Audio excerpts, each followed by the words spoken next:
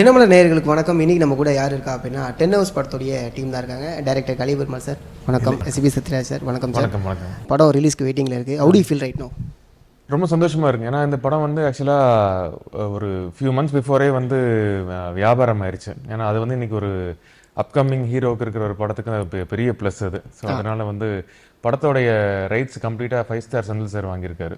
Okay. So அதுவே வந்து எங்களுக்கு ஒரு பெரிய கான்ஃபிடன்ஸ் கொடுத்துச்சு. இப்போ இந்த படத்தோடைய ட்ரெய்லர் 1, ட்ரெய்லர் 2, இப்போ ஸ்னீக் பீக் விட்டுருக்கோம். அதெல்லாம் பார்க்கும்போது ஆடியன்ஸோடைய ரெஸ்பான்ஸ் பார்க்கும்போது ரொம்ப சந்தோஷமாக இருக்குது. ஆக்சுவலாக நீங்கள் ஸ்னீக் பீக் பற்றி சொன்னதுனால அது மேபி இதை சொல்லுவாங்களா அப்படிங்கிற ஒரு க்யூரியாசிட்டி தான் வச்சிங்களேன். ஏன்னா அது ஒரு கோராக இருந்துச்சு எனக்கு. அந்த ஸ்னிக் பீக் பார்க்கும்போது படத்தில் ரொம்ப இம்பார்ட்டண்டான ஒரு போர்ஷனாக ஒரு கோராக இருக்கும். ஏன்னா ஒரு பேக் ஸ்டோரியை பற்றி சொல்லும்போது ஸோ எந்த இன்வெஸ்டிகேஷன் எப்படி போகுங்கிற ஒரு கேள்வி வந்து எழும்புனுச்சு.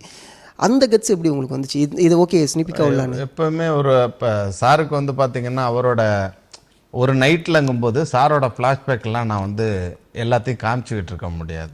அப்போது சாருக்குன்னு சார் எல்லாத்தையும் ஒரு ஓட்டம் ஓடிக்கிட்டு இருக்கும்போது ஒருத்தருக்கு ஒரு தடங்கள் வரும்.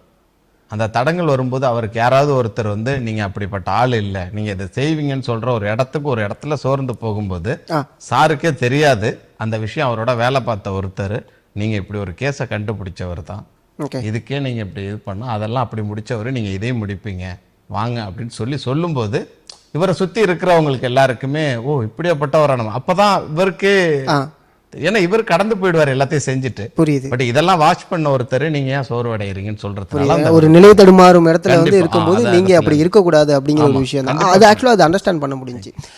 இந்த ஸ்டோரியை ரைட் பண்ணும்போது நம்மளுக்கு ஒரு விஷயம் ஸ்டார்டிங் பாயிண்டாக இருக்கும். ஓகே இதுதான் இந்த ஸ்டோரி நகர்த்த போகுது அப்படிங்கிறது அது என்னன்னு தெரிஞ்சுக்கலாமா? அந்த ஸ்டோரியோட இது வந்து நான் சொல்ல முடியாது. ஏன்னா அதை நம்பி தான் நாங்கள் மொத்தமும் இப்போ நீங்கள் சொன்னதுதான் அந்த ஸ்டோரி எழுதும் போதே இதுதான் நம்மளை அடுத்த கட்டத்துக்கு இந்த படத்தையும் கொண்டு போகும், நம்மளையும் கொண்டு போகும், நம்மளை சுற்றி இருக்கவங்க எல்லாருமே அந்த ஒரு கதையை நம்பி தான். இப்போ சார் என்னை நம்பி வந்திருக்காருன்னா அந்த ஒரு பாயிண்ட் இருக்குது, ப்ரொடியூசர் என்னை நம்பி வந்திருக்காங்கன்னா அது ஒரு பாயிண்ட் இருக்குது. இப்போ நான் அதை ஓப்பன் பண்ண முடியாது. ஏன்னா ஆடியன்ஸ் அதை நம்பி வரும்போது நான் அந்த இடத்துல ஓப்பன் பண்ணால் நல்லா இருக்கும்னு நினைக்கிறேன். புரியுது சார். நீங்கள் சொல்லுங்கள் சார். ஓகே இதுக்கு முன்னாடி அந்த ஒன் டேல நடக்கக்கூடிய படங்கள் அப்படிங்கிறது நம்மளுக்கு எப்போதுமே அது ஒரு இன்ட்ரெஸ்டிங்கான ஒரு விஷயம் தான். ஒரு நாளுக்குள்ள என்ன நடக்குது அப்படிங்கிறது. சமீபத்தில் கூட வீரதீர சோரன் வந்து ஒன் நைட்ல நடக்கக்கூடிய கைதி. ஆமாம். ஸோ இந்த கதையை உங்கள்கிட்ட நரேட் பண்ணும்போது உங்களை வந்து ரொம்ப இம்ப்ரெஸ் பண்ண விஷயம்னா என்னவா சார்? எனக்கு ஓவரால் ஸ்கிரிப்டே வந்து இம்ப்ரெசிவாக தான் இருந்தது. ஏன்னா இப்போ இந்த கதை கேட்கறதுக்கு முன்னாடி நான் வந்து நிறைய த்ரில்லர்ஸ் பண்ணிட்டேன், நிறைய படங்களில் போலீஸாக நடிச்சிட்டேன். அப்படிங்கும்போது சரி அது சின்ன கேப் விடலாம் அப்படிங்கிற மாதிரி யோசிச்சேன். இளையராஜா வந்து சார் ஒரு த்ரில்லர் இருக்கு, ஒரு போலீஸ் ஸ்டோரி, என்ன ஐயோ மறுபடியுமா அப்படிங்கிற மாதிரி தோணுச்சு. சரி வாங்க கதை சொல்லுங்க அதுக்கப்புறம் நம்ம பார்க்கலாம்னு சொல்லிட்டு வந்து கதை சொன்னேன். நரேட் பண்ணும்போது ரொம்ப இம்ப்ரெசிவாக இருந்தது. அப்புறம் பவுன் ஸ்கிரிப்ட் வாங்கி படித்தேன். பவுன் ஸ்கிரிப்ட் படிக்கும் போது வந்து எனக்கு அந்த பஸ்ஸுக்குள்ள ஒரு டிராவலில் இருக்கிற பஸ்ல ஒரு நைட்ல நடக்கிற ஒரு கிரைம், ஒரு கொலை, அதை சுத்தின ஒரு இன்வெஸ்டிகேஷன் அப்படிங்கிறது வந்து எனக்கு ரொம்ப புதுசா இருந்துச்சு. அண்ட் அதை வந்து ப்ரெசென்ட் பண்ண விதமும் அதை எழுதின விதமும் ரொம்ப பிடிச்சிருந்தது. இப்போ வந்து அந்த எழுதுன விஷயத்த அவர் ஸ்க்ரீனில் கொண்டு வந்த விதமும் ரொம்ப பிடிச்சிருக்கு. பல படங்கள் பண்ணியிருக்கோம் அப்படிங்கும்போது ஒரு டிபியூட் அண்ட் டைரக்டரோட நம்ம ஒர்க் பண்ணும்போது கான்சியஸாக இருப்பீங்களா எப்படி? அது அந்த விஷயத்த சொல்லி நம்ம கதை கேட்கும் போது வந்து நான் எப்பவுமே வந்து எல்லா நியூ கமர்ஸ்கிட்டையும் நான் கதை கேட்பேன். கதை கேட்டு அவங்க கதை சொல்லும் போது வந்து ஓரளவுக்கு ஜட்ஜ் பண்ண முடியும், சரி இவங்க எடுப்பாங்க அப்படிங்கிறது. சில பேர் சூப்பரா சொல்லுவாங்க, சில பேர் வந்து சூப்பரா சொல்லுவாங்க, பட் கதை வந்து அந்த அளவுக்கு இருக்காது. இது பவுன் ஸ்கிரிப்ட் வாங்கி படிக்கும் போது அந்த ரைட்டிங் கிளாரிட்டி இருக்காங்கிறது வந்து தெரிஞ்சிடும். அப்படிதான் இது நான் சூஸ் பண்ணது. சார் இவங்களுடைய கேரக்டர் ஸ்கெட்ச் பண்ணது எதன் அடிப்படையில் ஸ்கெட்ச் பண்ணீங்க சார்? இது சாருக்கு வந்து இந்த கேரக்டர் வந்து பார்த்தீங்கன்னா காலையில் மலைக்கு போகிற ஒரு போலீஸ் ஆஃபீஸர் தான் இவர். அவர் வீட்டுக்கு கிளம்பலாம் அப்படின்னு சொல்லும்போது ஒரு கேஸு கைக்கு வரும் அவர். இப்போ அவர் அதை எடுத்தாருன்னா அதனால அவர் காலையில் மலைக்கு போகிறவரில் அவரோட டென்ஷன்லேயே தான் இருக்கும். காலையில் அவர் மலைக்கு போயிடுற அந்த ஒரு போகிறாரா இல்லையாங்கிறது மாதிரி அவருக்கான ப்ரெஷர் இருக்கும். பட் இந்த லுக்கு வந்து பார்த்தீங்கன்னா சார் போலீஸ் கேரக்டராக எல்லாத்துலேயுமே நடிச்சிருக்காங்க. நம்ம படத்தில் கதை எழுதும் போதே மாலை போட்டவரை தான் நான் வச்சேன். ஏன்னா அவர் சில பேர் அடிக்கிற சூழல் வரும், நைட்டில் அடிக்கலாம், சில கெட்ட வார்த்தைகள் பேசுகிற சூழல் வரலாம், அதையும் தடுக்கணும். இது எல்லாத்துக்குமே எனக்கு மாலை போட்டது நான் எழுதிட்டேன். சாரு நாங்கள் மைண்ட் செட் பண்ணி ஒரு ஸ்கெட்ச் பண்ணி பார்த்தோம். ரொம்ப நல்லா இருந்தது. லுக் டெஸ்ட் பார்க்கும்போது ஒட்டுமொத்த பேரும் அந்த லுக்கு கரெக்டாக இருக்காங்கன்னா இன்னைக்கு என்னோட படத்துக்கு அடுத்த லெவல் கொண்டு போகிற சாரோட லுக்கு தான் ஃபர்ஸ்ட் எல்லாருக்கிட்டையும் கொண்டு போய் சேர்த்தது. அந்த லுக் எனக்கு சாருக்கிட்ட கரெக்டாக கிடைச்சது. அப்படிதான் நாங்கள் அதை இது பண்ணோம். ஒரு படங்கள் பண்ணிட்டு கொஞ்சம் கேப் விட்டாலே இந்த கம்பேக்குங்கிற வேர்டு வருது இல்லை சார், அதை நீங்க எப்படி பாக்குறீங்க? அந்த கொஞ்சம் கம்பேக் கேப் விட்டா இல்லைங்க. ஒரு ஹீரோ, ஒரு பெரிய ஹீரோ வந்து இப்போ ஒரு கண்டினியூஸா படம் ஹிட் ஆயிருக்கும், ஆமா ஒரு படம் சுமாரா போயிருக்கும், திரும்ப அடுத்த படம் ஒரு பிளாக் பஸ்டர் கொடுத்திருப்பாரு, ஆமா அவருக்கு கம்பேக். ஆமா ஆமா அதை நீங்க எப்படி பாக்குறீங்க? அது இன்னைக்கு அது ஒரு ட்ரெண்ட் ஆயிருச்சுன்னு நினைக்கிறேன். இப்ப சில வார்த்தைகள் வந்து புதுசா யூஸ் பண்றோம் இல்லையா, அந்த மாதிரி அந்த வார்த்தை கம்பேக்குங்கிறது வந்து எல்லாத்துக்குமே யூஸ் பண்ற ஒரு ட்ரெண்ட் வந்துருச்சுன்னு நினைக்கிறேன். கம்பேக்குங்கிறது என்னன்னா வந்து நம்ம ஒரு 10 வருஷமா படமே நடிக்கல, ஒரு 5 வருஷமா படமே நடிக்கல, அப்போ ஒரு பேங்கோட திரும்ப வரும் அப்படிங்கறது வந்து கம்பேக்னு சொல்லலாம். ஆமா ஆமா. பட் மத்தபடி பாத்தீங்கன்னா வந்து அந்த வருஷத்துல 4 படம் ரிலீஸ் ஆகும், அதுல வந்து ஒரு படம் சுமாரா போயிருந்து அடுத்த படம் வந்து நல்லா போனா அது கம்பேக்ன்றாங்க. ஆமா அது ஓகே, அது ட்ரெண்ட் இருந்தா அந்த ட்ரெண்டுக்கு தகுந்த மாதிரி நம்ம போக வேண்டியதுதான். ஆனா ரொம்ப சூஸியா கதை சூஸ் பண்ற மாதிரி எங்களுக்கு தெரியுது சார். என்ன என்ன ரீசன்? ஏன்னா அதுவும் மோஸ்ட்லி இந்த ஒரு டார்க் ஜோன் உங்களுடைய ஃபிலிமோகிராஃபில பார்க்க முடியுது. என்ன ரீசன் சார்? டார்க் ஃபிலிம்ஸ் அப்படிங்கிறது இல்ல, ஓரளவுக்கு நீங்க பிகினிங் ஸ்டேஜ்ல பாத்தீங்கன்னா நிறைய வந்து ஃபன்னான ஃபிலிம்ஸ் இருந்திருக்கும். அதே மாதிரி இப்போ என்னோட ஃபிலிம் வந்து நாயகல் ஜாக்கிரதையில இருந்து ஒரு செகண்ட் இன்னிங்ஸ்ங்க நீங்க நாயகல் ஜாக்கிரதை இருந்து வச்சீங்கன்னா அதுவே ஒரு ஃபன்னான படம் தான். அதுக்கப்புறம் ஜாக்சன் துரை வந்து உங்களுக்கு வந்து நிறைய காமெடி இருக்கும். கட்டப்பாவை காணம் பண்ண, போக்கிரி ராஜால வில்லனா பண்ணதே வந்து ஒரு ஃபன்னான கேரக்டர் தான் பண்ணேன். ஆனா எந்த இன்வெஸ்டிகேட்டிவ் ஃபிலிம்ஸ் நிறைய வருது. அது வந்து மேபி நாயகல் ஜாக்கிரதை, சத்யா மாதிரி படங்களோட சக்சஸ் ஒரு ரீசனா இருக்கலாம். இப்ப நம்ம வந்து இந்த மாதிரி கதைகள் பண்ணணும்னு நினைக்கிறது வேற, ஒரு இயக்குனர் வந்து ஒரு கதை எழுதிட்டு இந்த கதைக்கு இவர் செட் ஆவாருன்னு நினைச்சு வர்றது வந்து வேற. அதனால இந்த மாதிரி தொடர்ந்து படங்கள் வருதுன்னு நான் நினைக்கிறேன். ஓகே, ஆஃப்டர் நாய்கள் ஜாக்கிரதைக்கு அப்புறம் எத்தனை கதை அதே மாதிரியே வந்து, ஏன்னா ஹிட் ஆயிடுச்சுன்னா அடுத்து அந்த ஒரு ஜோன் வரும்ல, நாயை வச்சா. ஆமா இல்ல, நான் டெலிபரேட்டா நாயை வச்சு திரும்ப படம் பண்ணா வந்து அது இதனுடைய சீக்குவலா இருக்கணுங்கிறது நான் தெளிவா இருந்தேன். படத்துல 1-2 சீன்ல நாய் வரலாம். இப்ப ரங்கால வந்து ஒரு டாக், வால்டர்ல கூட ஒரு போர்ஷன் வரும். பட் அது திரும்ப அகைன் டாக வச்சு ஃபுல்லா ஒரு படம் பண்றதுனா வந்து ஒன்னா நாயகல் ஜாக்கிரதை 2-ஆ இருக்கணும், இல்ல வந்து அது ஆக்ஷன் ஜானரா இல்லாம வேற மாதிரி ஃபீல் குட்டா. இப்போ சமீபத்துல இந்த சார்லி 777 ஒரு படம், அந்த மாதிரி நெய்மர் சார்லி. அப்பா பார்த்துட்டு என்ன சொன்னாங்க ட்ரெய்லர் பார்த்துட்டு? இல்ல, அப்பா ரொம்ப இம்ப்ரெசிவா இருக்குன்னு சொன்னாரு. ஓகே ஓகே, அடேங்கப்பா அப்படின்னு ஒரு வார்த்தை சொன்னாரு. அப்படி அவரு ஒன்னும் படம் பார்க்கல, ஓகே தியேட்டர்ல தான் வந்து கூட்டிட்டு போய் காட்டணும். Okay okay. லைக் இதுக்கு முன்னாடி வட்டம், நான் அதை பத்தி பேசலாம்னு நினைக்கிறேன். ஏன்னா வட்டம் வந்து எனக்கு ரொம்ப பிடிச்சிருந்துச்சு. என்னன்னா அதுல இருக்கக்கூடிய ட்விஸ்ட் வந்து அழகா ஒர்க் அவுட் ஆமாங்க. ஆமா, என்னன்னா அதுக்கப்புறம் திரும்பிய கீன் வந்து டார்க்குள்ளே இருக்கிற ரீசன் தான் எனக்கு. இல்ல, வட்டம் டார்க் ஃபிலிம்னு சொல்ல முடியாது. வட்டம் வந்து உங்களுக்கு அது வந்து அகைன் ஒரு போர்ஷன் வந்து ஒன் நைட்ல நடக்கிற மாதிரி தான் வரும், ஃபிளாஷ்பேக் போயிட்டு வரும். பட் என்னோட போர்ஷன் வந்து ஃபிளாஷ்பேக் போக கரண்ட்ல இருக்கிறது வந்து ஒரு நைட்ல நடக்கிற மாதிரி தான் வரும். இன்ஃபேக்ட் எனக்கு வந்து ஒரு நடிகரா வந்து எனக்கு ரொம்ப சாட்டிஸ்ஃபேக்ஷன் கொடுத்த படம், நான் நடிக்கும் போதும் சரி, படத்தை வந்து பார்க்கும் போதும் சரி, ஒரு நடிகரா வந்து எனக்கு பெர்ஃபார்மன்ஸ் வந்து ஆமாங்க ஆமாங்க. சோ அந்த விஷயம் நான் பிரசன்ஸாவே கனெக்ட் பண்ணிக்க முடிஞ்சு. வேற மாதிரி பண்ணிட்டு இருக்காரு. ஸோ இந்த படத்துல இப்ப நைட் ஷூட் அப்படிங்கும்போது கம்ஃபர்ட் ஜோனா இல்ல அன்கம்ஃபர்ட் ஜோனா உங்களுக்கு? தூக்கத்தை கெடுத்துட்டு பண்றோம் அப்படிங்கிறது வந்து ஒரு அன்கம்ஃபர்டபிள் ஜோன் தான். அட் தி சேம் டைம் சரி வெயில் இல்ல, அது வந்து அது ஒரு கம்ஃபர்ட்.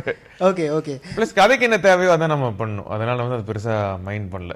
Nice nice nice. ஸ்டேஜிங்கா எப்படி சார் அங்க இருந்துச்சு? எனக்கு அந்த ஸ்டேஜிங் பத்தி சொல்றீங்களா? ஏன்னா டைரக்டர் ஒரு ஸ்டேஜிங் எழுதும்போது ஒரு விஷயம் பண்ணிப்பார், பட் ஆனா அங்க ஸ்பாட்டுக்கு போனது ஸ்டேஜிங் நிறைய மாறுறதுக்கு. ஏன்னா பஸ்ஸுக்குள்ளலாம் சார் சொன்னபடி பார்த்தா ஆமா, நம்ம வந்து ப்ராக்டிக்கலா நம்ம வந்து இப்போ ஒரு கதை எழுதுறோம், கதை வந்து நிறைய வந்து ஒரு வீட்டில் நடக்குது இல்ல ஒரு செட்ல நடக்குது அப்படிங்கிற மாதிரி இருந்தா வந்து நம்மளுக்கு நம்ம இப்போ அவங்க வந்து எழுதும் போது விஷயம் எழுதுவாங்களே, இன்டீரியர் எக்ஸ்டீரியர், அதை வச்சு நம்ம ஒரு கற்பனை பண்ணியிருப்போம், அது மாதிரி இருக்கு. இது வந்து நம்மளுக்கு பிராக்டிக்கலா என்ன கிடைக்குதோ அதை வச்சு பண்ற மாதிரி ஆகும். அது ஒரு மாதிரி ஒரு இன்ட்ரெஸ்டிங்கா தான் இருந்தது. செமி இந்த கொரில்லா ஸ்டைல் ஃபிலிம் மேக்கிங் சொல்லுவாங்க, ஆல்மோஸ்ட் அந்த ஒரு ஸ்டைல்ல கொஞ்சம் பண்ண வேண்டிய ஒரு நைஸ் கட்டாயம் இருந்தது. உங்களுடைய படத்தை நீங்க ரிப்பீட் வாட்சபிள் படம்னா என்ன படம்? உங்க படத்தை 10 hours ரிப்பீட் வாட்ச் இருக்குன்னு நம்புறேன். ஏன்னா வந்து இதுல வந்து நிறைய விஷயங்கள் வந்து சில டவுட்டுகள் வரலாம். ஃபர்ஸ்ட் டைம் படம் பார்க்கும்போது வந்து 1-2 விஷயங்கள் ஒருவேளை புரியாம போகலாம், தெரியல. அப்படி இருக்கும்போது வந்து அதுக்கான ரிப்பீட் ஆடியன்ஸ் இருப்பாங்கன்னு நான் நினைக்கிறேன். ஓகே, பட் ஆனா இதுக்கு முன்னாடி பண்ண படங்கள்ல சொல்லணும்னா டெஃபினட்டா நாயகல் ஜாக்கிரதை சொல்லுங்க, ரிப்பீட் ஆடியன்ஸ். இன்னைக்கு வரைக்கும் அது வந்து டிவில போடும் போதும் சரி, அதுக்கு உண்டான ஒரு தனி ஃபேன் ஃபாலோயிங் அது இருந்துகிட்டே இருக்கு. ஓகே, அப்பாவோட படம் ரிப்பீட் வாட்சபிள்னா அப்கோர்ஸ் அமித்படே நடிகன் நிறைய இருக்கு, நடிகன் சொல்லுவேன். இந்த படத்தோட கேஸ்டிங் வந்து ஓகே, சிவி சார் வந்து நீங்கள் ஃபஸ்ட்டே பிளான் பண்ணது, அதுக்கடுத்து உள்ளவங்க எல்லாரையுமே உள்ள கொண்டு வந்தது எப்படி, எதன் அடிப்படை? இல்லை, இப்போ இதில் கேரக்டர் தான். இப்போ சார் இதில் எப்படி முக்கியமாக ஒரு இது எடுக்கிறாங்களோ அது போல் அந்த பஸ்ஸு தான் அடுத்த கேரக்டர் படத்துக்கு. இப்போ பஸ்ஸில் இருக்க பயணிகள் 25 பேரும் ஒவ்வொருத்தவங்க அவங்க இந்த ஆர்டிஸ்ட் இந்த ஆர்டிஸ்ட், ஏன்னா இப்போ எல்லா ஆர்டிஸ்ட்டுக்கு நான் 25 பேருக்கு கதை சொல்ல முடியாது. அப்போ படம் அந்த லென்த்துக்கு நம்ம முடியாது. அதனால அதுக்குள்ளே இருக்கிறது ஒரு பஸ் டிராவலில் இந்த தங்கதுரை, குரேஷி இந்த மாதிரி ஆர்டிஸ்ட் சும்மா பேசஞ்சர்ஸ். அவங்க கண்டக்டர் வந்து முருகதாஸ் நான் நடிச்சிருக்கேன். இப்போ இந்த மாதிரி தான் வச்சிருப்பேன். அப்புறம் கஜராஜ் சார், கார்த்திக் சுப்ராஜ் சாரோட அப்பா நடிச்சிருக்காங்க. அவரு அந்த கதை சொல்றது அவரு தான். ஓகே. அப்போ அவர் வந்து அந்த அந்த மாதிரி ஒரு லுக்கு, அவர் இவரோட சாரை வந்து புதுசா பார்த்தவர் இன்னைக்கு அவரே அட்வைஸ் பண்ற அளவுக்கு இந்த மாதிரி தான் கேரக்டர்லாம் சூஸ் பண்ணோம். அப்புறம் சரவண சுப்பையா சார் இருக்காரு, திலீபன், இந்த மாதிரி ஆர்டிஸ்ட் இந்த கதைக்கு என்ன தேவையோ அதுக்குள்ள எல்லாம் பாடிட்டோம் சார். Ton super sir. ஆக்சுவலாக அந்த பிஸ்னஸ் அப்படிங்கிறது ஒரு ஹீரோ வந்து ப்ரெஷர் பண்ணுமா சார்? பிஸ்னஸ் அப்படிங்கிறது வந்து எங்களை விட டைரக்டர்ஸ் தான் ப்ரெஷர். ஏன்னா ஒரு ஹீரோக்கு ஒரு பிஸ்னஸ் இருக்குன்னா அந்த பட்ஜெட்டுக்குள்ள படம் பண்ணும் அப்படிங்கிற மாதிரி சொல்லியிருப்பேன். ஹீரோவா வந்து இப்போ நம்மளுக்கு கதைகள் சூஸ் பண்றோம், நடிக்கிறோம். இப்போ எங்களுடைய பார்ட் வந்து நல்லா நடிக்கணும் உண்டு. அந்த கதை சூஸ் பண்ணும்போது நம்ம வந்து கரெக்டான ஒரு தாட் ப்ராசஸ்ல இருக்கணும். மற்றபடி பிஸ்னஸ்ங்கிறது நான் ரொம்ப மைண்ட்ல அதை ஏற்றிக்க மாட்டேன். ஏன்னா கண்டிப்பா என்னை தேடி வர படங்கள் வந்து என்ன பிசினஸ் பண்ணலாங்கிறது வந்து அந்த தயாரிப்பாளருக்கும் டைரக்டருக்கும் தெரியும். ஸோ அதை நான் ஒரு பெரிய ப்ரெஷராக எடுத்துக்க மாட்டேன். அண்டர் ரேட்டர் அப்படிங்கிற ஒரு வேர்டு, அண்டர் ரேட்டருங்கிறது என்னை பொறுத்த வரைக்கும் குட்டான ஒரு விஷயம் தான். அதையே அண்டர் அதில் ஒரு விஷயம், நல்ல விஷயம் இருக்குல்ல, நம்ம நல்லது பண்ணும்போது கொஞ்சம் நல்லது பண்ணாலே சூப்பர் அப்படின்ட்டுருவாங்க.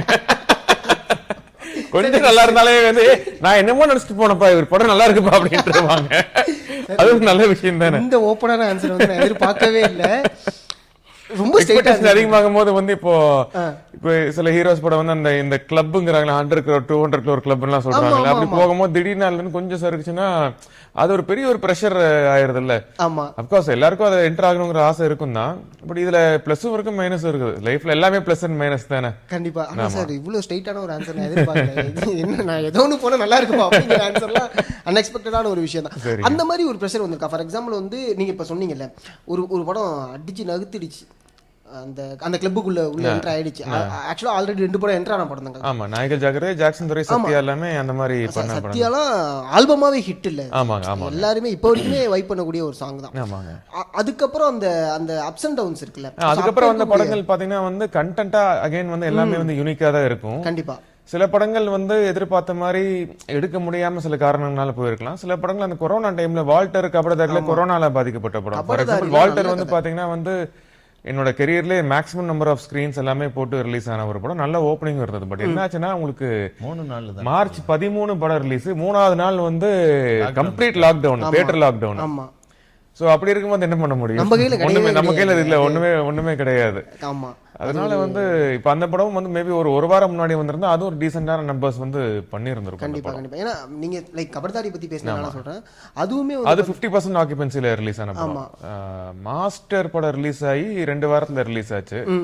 அப்ப வந்து உங்களுக்கு தியேட்டர்ஸ் ஓப்பனா இருந்தாலும் 50% ஆக்குபென்சி தான். மக்கள் வந்து செலக்டிவா தான் தியேட்டருக்கு போவாங்க. சரி, நம்ம உயிருக்கே ரிஸ்க் இருக்குங்கும் போது ஓகே ஒரு படம் பார்க்கலாம் போது ஆப்வியஸ்லி தளபதி படம் ரிலீஸ் ஆகும்போது அதை பார்த்துட்டாங்க. கண்டிப்பா. அடுத்த 2 வாரத்துல இந்த படம் வரும்போது வந்து இன்னும் போய் ரீச் ஆக வேண்டிய படம் அது வந்து கொஞ்சம் கம்மியா போச்சு 50% ஆக்குபென்சினால. பட் இவன் நவ் அந்த படம் டீசென்டான நம்பர்ஸ் பண்ணுச்சு. அண்ட் இன்னைக்கு ஓடிடில படம் வந்ததுக்கு அப்புறம் வந்து இப்போ நீங்க 10 hours ட்ரெய்லர் கீழ இருக்க கமெண்ட்ஸ் எல்லாம் பார்த்தா நிறைய பேர் கபடதாரி மென்ஷன் பண்ணி சொல்லிருக்காங்க. ஆக்சுவலா நல்ல படம் சார். அடுத்த ப்ராஜெக்ட்ஸா என்னென்ன?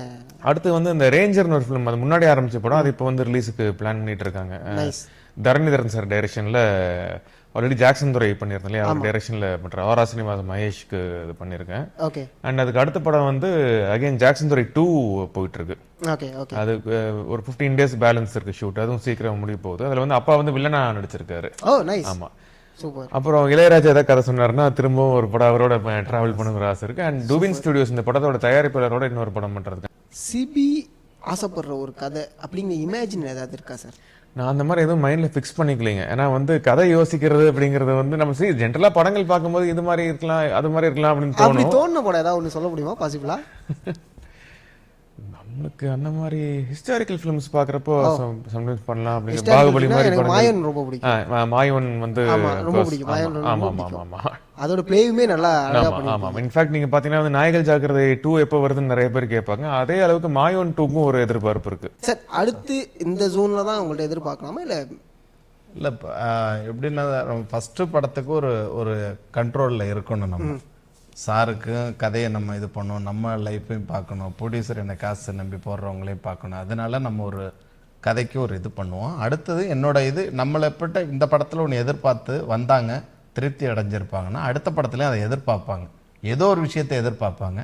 பட் இந்த இதில் உங்களுக்கு வேற விஷயத்த ஒன்று சொல்கிறதுக்கு தான் நான் வச்சுருப்பேன். கண்டிப்பாக ஒரு ஒரு விஷயத்தோட தான் நம்ம ஆடியன்ஸ் வர்றவங்களுக்கு ஒரு ஒரு படத்துலையும் நம்ம ஒன்று கொடுத்தே ஆகணும் வித்தியாசமாக. அதை நான் பண்ணுறேன். Super sir. ரொம்ப நன்றி. ஆக்சுவலாக thank you so much. Thank you sir, உங்களோட வேல்யூபிளான டைமுக்கு. 10 ஹவர்ஸ் மிகப்பெரிய வெற்றி அடைன்னு சொல்லிட்டு தினமலர் சார்பாக வாழ்த்துக்கள் தெரிவிச்சுக்கிறேன். Thank you so much.